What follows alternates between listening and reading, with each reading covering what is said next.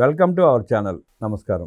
ఇవాళ ఆంధ్రప్రదేశ్ ప్రజలు రెండు సమస్యలతో తీవ్రంగా ఇబ్బంది పడుతున్నారు. ఒకటి జగన్మోహన్ రెడ్డి దండుపాలెం బ్యాచ్తో, రెండు కోతుల బెడదలతో. ప్రజలు, రైతులు ఈ రెండింటితో చాలా ఇబ్బంది పడుతున్నారు.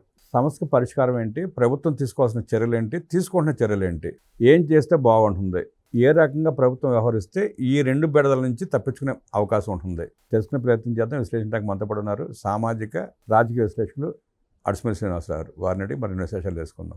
నమస్తే సార్. నమస్కారం అండి. రాష్ట్రం ఎదుర్కొంటున్న రెండు ప్రధాన సమస్యలు, ఒకటి జగన్మోహన్ రెడ్డి దండుపాలెం బ్యాచ్, రెండవది కోతుల బెడద. కోతుల బెడద వల్ల జగన్మోహన్ రెడ్డి దండుపాలెం బ్యాచ్ వల్ల చాలా ఇబ్బందులు పడుతున్నారు. సమస్యలు ప్రతిరోజు పెరుగుతున్నాయి కానీ తగ్గట్లా.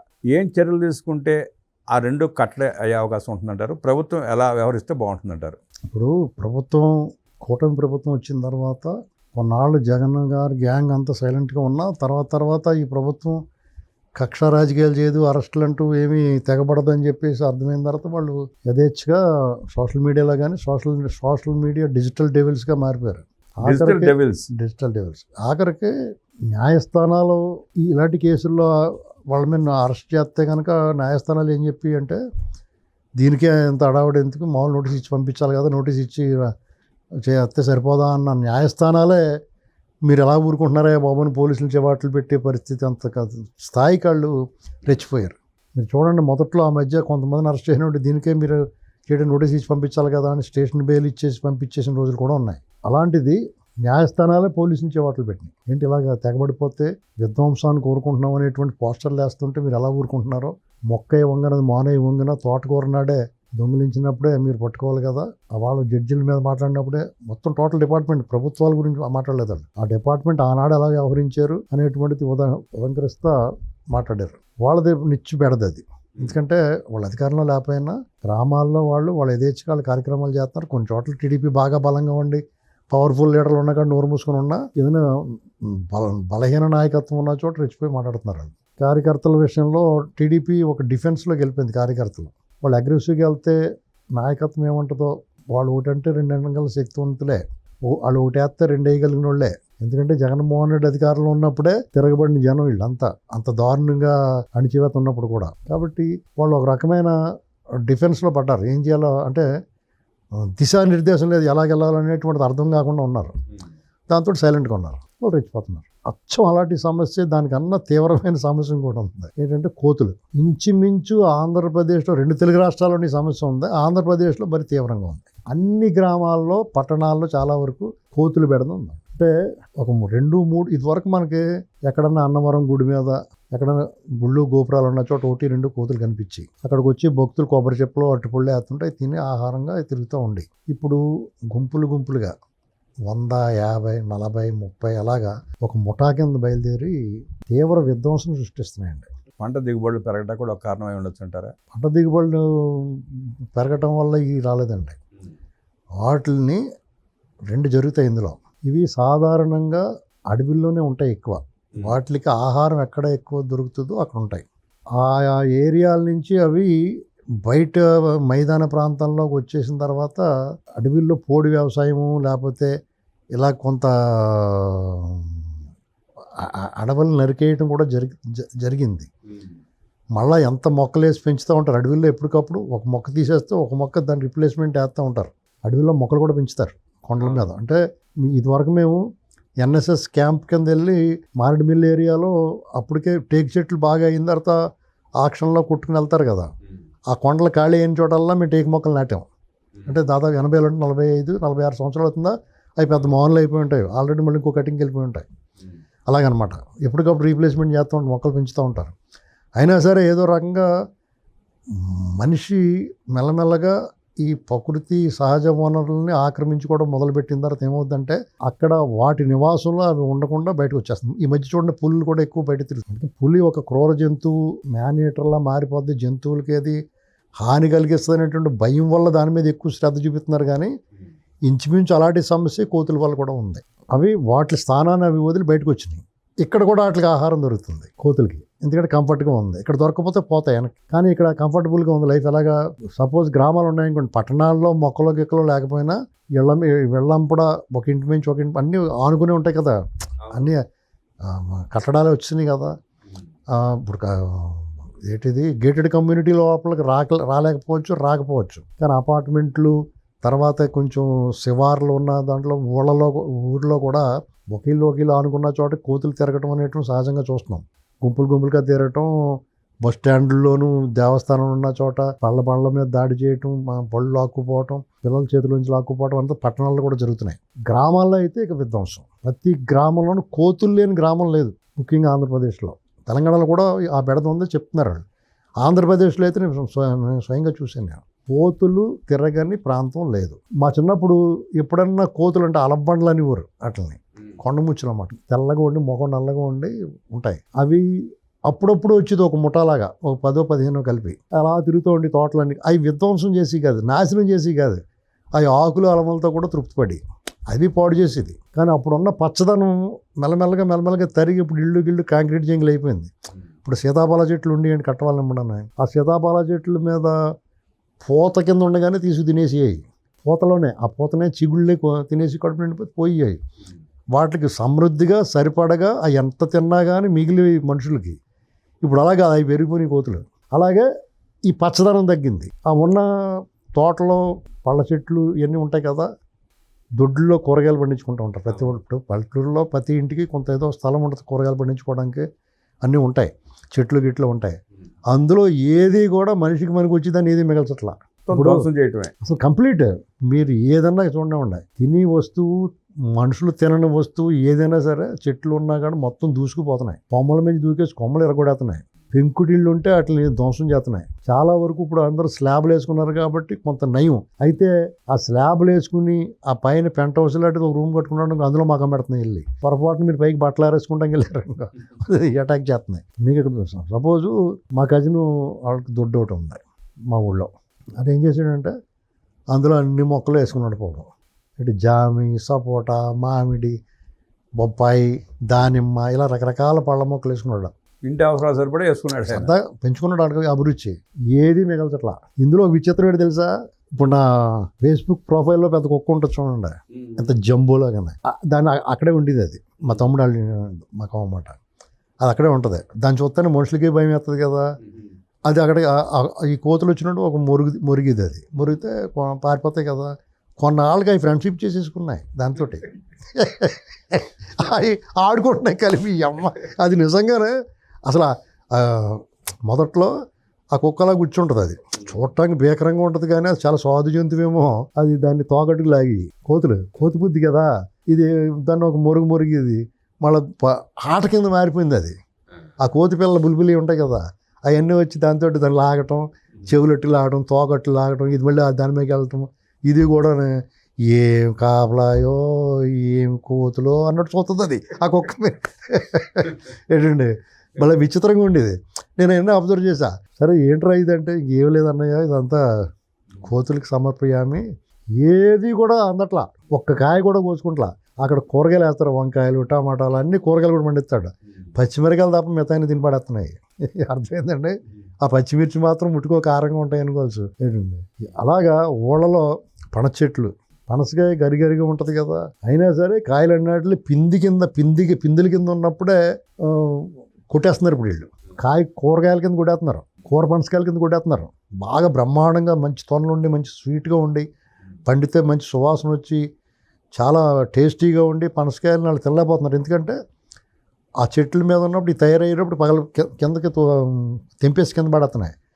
ఆ ఎండకి కొన్నాళ్ళకి అది కమిలి ముగ్గిపోతాయి పనసకాయలు ఓ మాదిరిగా తయారైన తర్వాత. అప్పుడు ఇలా ఎడదీసి తినేస్తున్నాయి సింపుల్గా. ఇదన్నమాట పరిస్థితి. అంటే కొబ్బరికాయలు కూడా కొబ్బరి చెట్టు ఎక్కి లేతకాయల్ని కిందకి లాగేసి ఆ కొరికి లేతకాయలు కొరికితే కత్తితో కొట్టక్క లేకుండా సింపుల్గా వచ్చేస్తుంది. లేత చిన్న బాగా లేతగా ఉన్నప్పుడు ఆ పళ్ళతో కొరికేయచ్చండి, మనం కూడా కొరికేయచ్చు. బాగా లేతగా ఉన్నప్పుడు అలా కొరికేసి ఎన్ని ఇళ్ళు ఉంటాయి. దాన్ని పాడు చేయటమే కదా, దానికి పర్పస్ సర్వే అవ్వట్లేదు, దాన్ని పాడు చేసేయడం అంతే. పాడు చేయడం, సగం తాగి అది పారేయటం, ఇలాగనమాట. అసలు ఏది మిగలన అట్లా. మామిడి పూత, మామిడికాయలు, ఇప్పుడు మామిడి తోటలో బెంబేలు ఎత్తిపోతున్నారు. మరి పరిష్కారం ఏంటి సార్? ఇంటికి పరిష్కారం లేదండి. ఇప్పుడు ఎంత కాపలా కాస్తారు. ఇప్పుడు దానికి రకరకాలుగా చేస్తున్నారు. ఏంటి కొన్నాళ్ళు ఆ డమ్మీ తుపాకీలు పెట్టుకుని పేలింపులు, టపాకాయలు, లేకపోతే కుక్కలను పెట్టుకుని, లేకపోతే బొమ్మలు పెట్టి ఆ చప్పుడు చేసి ఏవి చేసినా అలవాటు అయిపోతుంది. అట్లా మొదట 2 రోజులు బెదిరిస్తున్నాయి. పైగా ఈ కొండ ముచ్చులకి కొంత భయం ఉంటుంది, మనం అదిరిస్తే పారిపోతాయి. ఈ అటాక్ చేస్తున్నాయి ఈ కోతులు. పైగా అవి ఒక 10-20 ఉన్నాయి, గుంపు గుంపుగా వస్తాయి. గుంపుగా వస్తున్నాయి. ఇది నేను చెప్పింది ఒక గ్రామం కాదు కదా, అన్ని గ్రామాల్లో ఇదే పరిస్థితి. ఇవన్నీ కూడా తోటల మీద పడి, దొడ్ల మీద పడి, ఇది చాలదన్నట్టుగా ఎవరిని వదిలేయి. పోనీ ఎక్కడో ఒక చోట దొరుకుతుంది, అక్కడికి వెళ్ళావు, ఊరంతా పర్యటిస్తాయి. పిల్లల చేతులు ఏమైనా లాక్కుపోతాయి. నువ్వు సడన్గా వచ్చి మీద పడిపోతామంటే నువ్వు ఏదో అనుకుంటావు, అక్కడ లేదనుకోకూడదు. అలా ఉందండి పరిస్థితి. దీన్ని చాలా సీరియస్గా తీసుకోవాలి ప్రభుత్వం. ఫారెస్ట్ డిపార్ట్మెంట్ వాళ్ళతో దీని మీద ఒక స్పెషల్ డ్రైవ్ చేయించాలి. ఎందుకంటే ఆ డిపార్ట్మెంట్ పర్మిషన్ ఇవ్వాలి. ఇప్పుడు కోతులు పెట్టి వాళ్ళు ఉన్నారు, వాళ్ళకి కోతికి ఇంతనో లేకపోతే ఏదో కొంత 1,00,000-1,50,000 దాని అంటే పూర్తిగా నాకు వివరాలు తెలియదు, పట్టి వాళ్ళు అయితే ఉన్నారు. వాళ్ళు ఏం చేస్తారంటే వాటిలన్నింటినీ పట్టేసుకుని ఒక వ్యాన్లో ఎక్కించుకుని, కేజెస్ ఉన్న వ్యాన్లో తీసుకెళ్ళి అడవిలో అక్కడ వదిలేస్తారు. దానికి రూల్స్ ఏంటంటే చాలా రూల్స్ ఉంటాయి. ఈ కోతుల్ని పట్టుకెళ్ళి అక్కడ విడిచిపెట్టాలంటే వాటికి సరైన ఆహారం అది ఉంటుంది అనేటువంటి నిర్ధారణ చేసుకుని ఆ అనుమతి తీసుకుని అక్కడి నుంచి వాళ్ళు పర్మిషన్ ఇస్తారు. పలానా చోట వదిలేండి, అక్కడ ఆహారం అది చెట్లు గిట్లు అన్నీ ఉంటాయి, నీరు ఆహారం ఈ 2 దొరకాలి వాటికి. మాది ఏజెన్సీ బార్డర్ కాబట్టి ఏజెన్సీ ఉన్నా కూడా వదిలేస్తారు, ఏజెన్సీ లేని కూడా ఎక్కడ వదులుతారు. అవును. అందుచేత ఎక్కడ అడవి ఉంటే అక్కడ తీసుకెళ్ళి వదలాలి. ఇప్పుడు సపోజ్ పల్నాడు ఏరియా అనుకుంటే నల్లమల్ల అడవులు దొరుకుతాయి. శ్రీశైలం ఏరియాలో, కర్నూలు జిల్లాలో కూడా ఆ అడవులు ఉంటాయి. మా తిరుపతి ఏరియాలో అయితే శాశ్వతజలం అడవులు ఉంటాయి. ఇలాగ మా తూర్పు పశ్చిమ గోదావరి జిల్లా పోలవరం ఏరియా అంటే మీకు ఏజెన్సీ ఏరియా ఉంది కాబట్టి ఇబ్బంది ఏం లేదు. కోనసీమ ప్రాంతం వాళ్ళకి ఇబ్బంది. అక్కడి నుంచి పట్టుకొచ్చి ఇక్కడ వదలాలి ఏరియాలో. మీకు అక్కడ ఇక్కడ లేకుండా అన్ని చోట్ల. ఇప్పుడు ఇన్ని కోతులు నాకు ఎక్కడొచ్చి నా డౌట్ ఏంటంటే వీటిలన్నిటి నుంచి ఎవరో ఇలా పట్టుకుని తీసుకొచ్చి వదిలేసిన బాపతే ఇవన్నీ ఇంకొక ఏరియాలో పట్టుకుని తీసుకొచ్చి రాత్రి వదిలేసి పోతారు. ఎవడు చూస్తాడండి? అలా జరుగుండా లేకపోతే ఇన్ని ఎక్కడి నుంచి వచ్చేస్తాయి? ఒకప్పుడు లేవి. అవును, ఎంత ఉధృతంగా లేదు. 25 ఏళ్ళు 30 ఏళ్ల క్రితం ఇంత ఉధృతంగా లేదు. అంటే ఇది సంతానం వృద్ధి చెందేసింది అంటాను కూడా లేదండి. అసలు ఎవరు పడితే ఆ ఊళ్ళో అక్కడి నుంచి వచ్చేస్తాయి. సపోజ్ ఒక గుంపు తిరిగింది అనుకోండి, అది ఒక ఊళ్ళో గుంపు తిరిగితే అన్ని ఊళ్ళు తిరుగుతుంటే ఉంటుంది. కానీ ఎక్కడికక్కడ ముఠాలు పేర్కొన్న ప్రతి ఊళ్ళోనే ఉన్నాయి ఇప్పుడు. కాబట్టి దీన్ని చాలా సీరియస్గా తీసుకోవాలి ప్రభుత్వం. ఎందుకంటే రైతులకు చాలా మేలు చేసినట్టు అవుద్ది. రైతులకే కాదు, సకల జనులకే, అందరికీ ప్రాణాపాయం కూడా ఉంటుంది. ప్రాణాపాయం అటాక్ చేస్తుందండి ఇది. అసలు మామూలుగా ఇప్పుడు మహిళలు ఒంటరిగా ఉంటారు ఒక ఇంట్లో, వాళ్ళు ఏదో ఆదమరిచి ఉన్నారనుకోండి, పొరపాటు నేను వచ్చి అటాక్ చేస్తాను. చేతులు ఏది మీరు బయట ఆరబెట్టుకోవడం లేదు, పిల్లలు బయట మీద ఏదో ఆరబెట్టుకోవడం లేదు. ఇదివరకు ఏంటండి అప్పడాలు, వడియాలు ఇలాంటివన్నీ ఎండబెట్టుకుంటారు. ఏదైనా సరే మన ఇంట్లో వస్తువులు కూడా ఎండబెట్టుకుంటాం, బయట తిని వస్తువులు కూడా, ఇంట్లో వంటలు కావాల్సినవి ఎలాగని. అసలు బయట ఏది పెట్టుకోవడం లేదు. అసలు చేతితో తింటా బయటకు వచ్చామంటే ప్రమాదం. అలాగా ఆదమరిచి తలుపులు తీసుకుని గాలి వేస్తుంది కదా అని తలుపులు తీసుకుని కూర్చుని మధ్యాహ్నం పూట అలా పడుకున్నాం కూడా ఇంట్లోకి వచ్చేసి మొత్తం అన్ని సగపెడేస్తున్నాయి. ఇది ఒక ఇల్లు 2 ఇల్లు లేకపోతే ఒక గ్రామం 2 గ్రామాలు. ఆంధ్రప్రదేశ్లో 80% గ్రామాల్లో ఈ బెడద ఉందండి. దీన్ని నేను అప్పుడు ఎలక్షన్ ముందు అక్కడ చెప్పేవాడిని. నేను గ్రామాలకు వెళ్తాం కదా, ఎలక్షన్ అప్పుడు కన్వర్సింగ్ వెళ్ళినప్పుడు మీ దగ్గర పోటీ చేసే వాళ్ళు 2 పార్టీల తరఫున పోటీ చేస్తారు కదా, అప్పుడు అధికార పక్షం ప్రతిపక్షం అంటే కూటమి జగన్ పార్టీ వాళ్ళు ఉంటారు కదా, వాళ్ళు గ్యారంటీగా ఓటుకి 2,500, 1,500, 1000 గ్యారంటీ కొన్నారు కదా.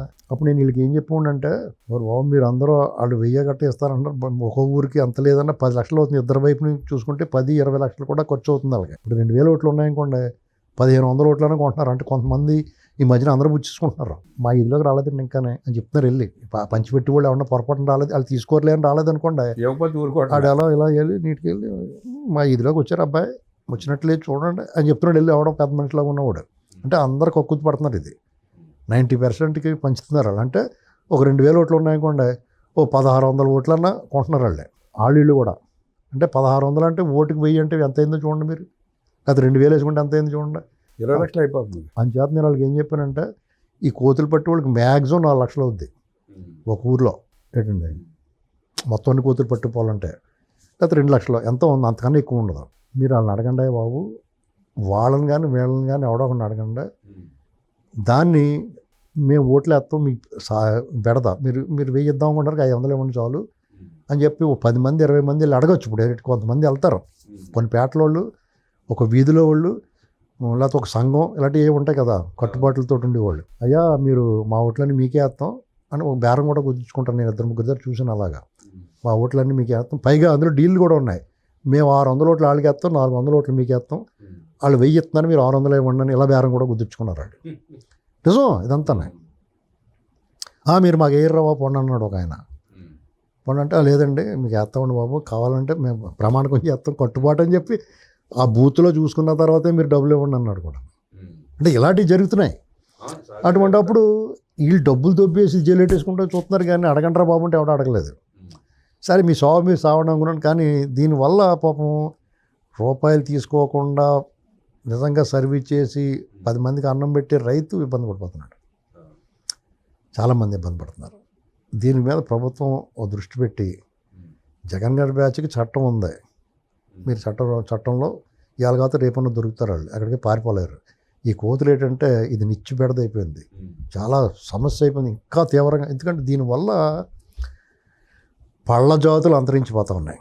తూర్పుగోదావరి జిల్లా మెట్ట ప్రాంతంలో, అంటే మా ప్రాంతం గురించి చెప్తున్నాను, మిగతా వాళ్ళు ఎవరికాళ్ళు దీన్ని అన్వయించుకోవచ్చు. మా ప్రాంతంలో సీజనల్ ఫ్రూట్స్ అన్నీ దొరుకుతాయి. అంటే సీతాఫలాలు కాలంలో సీతాఫలాలు, మామిడి పళ్ళు సీజన్లో మామిడి పళ్ళు, సపోటా పళ్ళు, నేరేడు పళ్ళు, జాంకాయలు, రేగుపళ్ళు, కాశీరేగ్గాయలు, ఇలాగా ఈ పళ్ళ జాతిలో ఈ శీతల ప్రాంతంలో పండే యాపిల్ ఇలాంటివి తప్ప నారింజ, బత్తాయి, నిమ్మ, కమలా ఫలాలు, దానిమ్మతో సహా మా దగ్గర దొరుకుతున్నాయి. పనస కూడా మీరు అద్భుతంగా ఉంటుంది. మీకు ఆ యాపిల్ ఇలాంటి ఆ శీతల ప్రదేశాలు దొరుకుతాయి, అవి ఒక్కటి ఉండవు మా దగ్గర. మిగతా అన్ని పనసకాయలతో సహా అన్నీ మా దగ్గర దొరుకుతాయి. అది ఏవి తినడానికి కోసుకోవడానికి ఎవరికి మిగలట్లా. ఇది పరిస్థితి. కొన్నాళ్ళకి మా వాళ్ళు ఏం చేస్తున్నారంటే చాలామంది కోతులు అరటి తోటలో గెల్ల సగం తింపేసిపోతున్నాయి.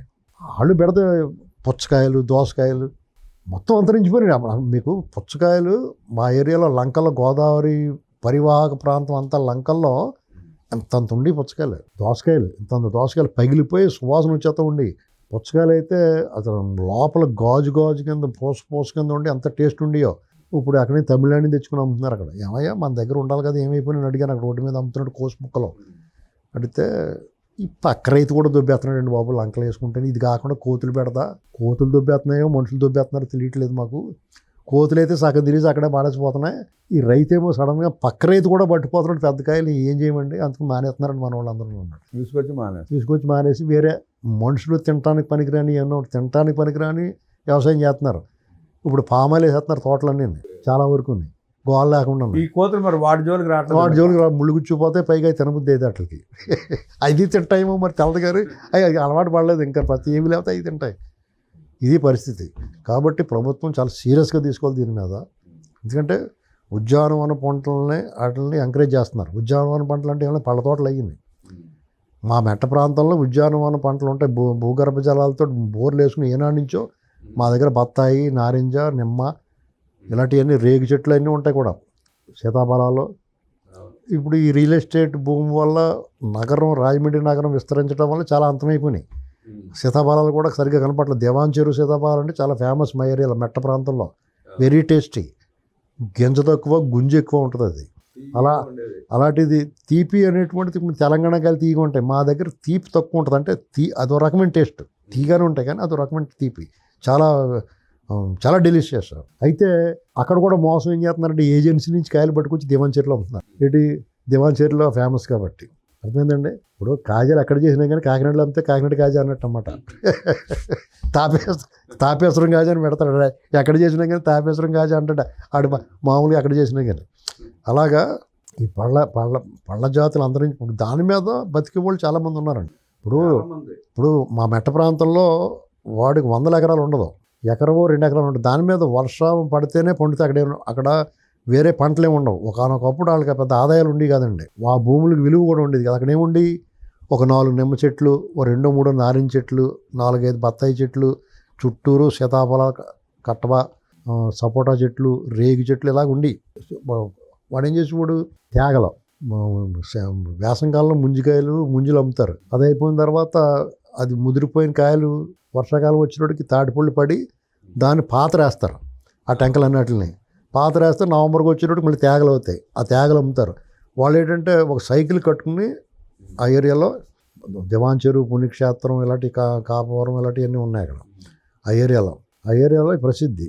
మీకు అక్కడ రేగుపళ్ళు, శుభ్రంగా రేగుపళ్ళు తయారయ్యింది. 2 తోక బుట్టలు అంటారు, చిన్నవి తాటాకులతో చేసిన బుట్టలు ఉండి ఆ సైకిల్ తగిలించుకుని ఆ రేగుపళ్ళు అన్నీ పట్టుకుని కష్టపడి అతనే రైతే ఎవడ కొనుక్కొని అమ్ముతాం కదా, ఆ రైతే పొద్దున్నే వెళ్ళి అవన్నీ ఏరుకుని సైకిల్ వేసుకుని అలా 4 ఊళ్ళు తిరిగినట్టు కబడి అయిపోతాయి.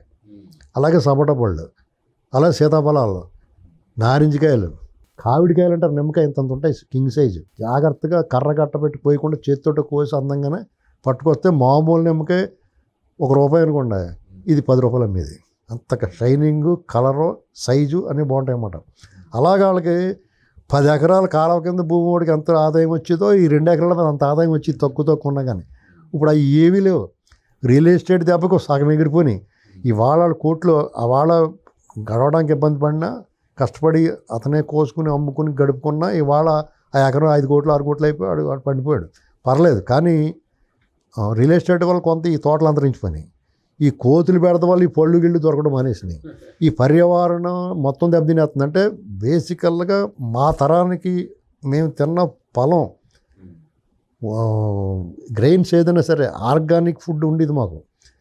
మినుములు, పెసలు, నువ్వులు ఏదైనా సరే ఆర్గానిక్, సహజంగా పండింది, సహజంగా దాంతో వచ్చి అన్ని కందులు గిందులు అన్నీ కూడా. ఇప్పుడు అది ఇప్పుడు కందిచేలు ఉన్నాయనుకోండి, అందంగా కూర్చుని అలా ఒలుచుకు తినేస్తున్నాయి. టెన్షన్ లేకుండా లేతగా ఉన్న కందికాయలన్నీ కోసుకుని తినేస్తా, అందుకే ఏత్తమానేస్తున్నారు. వేసినవి కూడా హైబ్రిడ్ వేస్తున్నారు. ఇలాంటి పరిస్థితి, దీన్ని కాపాడాల్సిన పరిస్థితి ఉంది. దృష్టి పెట్టాలి వ్యవసాయం, అగ్రికల్చర్ మినిస్టరు, తర్వాత ఫారెస్ట్ డిపార్ట్మెంట్ వాళ్ళు దీని మీద దృష్టి పెట్టాల్సిందే. ఇది మనం ప్రభుత్వం దృష్టికి వెళ్ళాలి.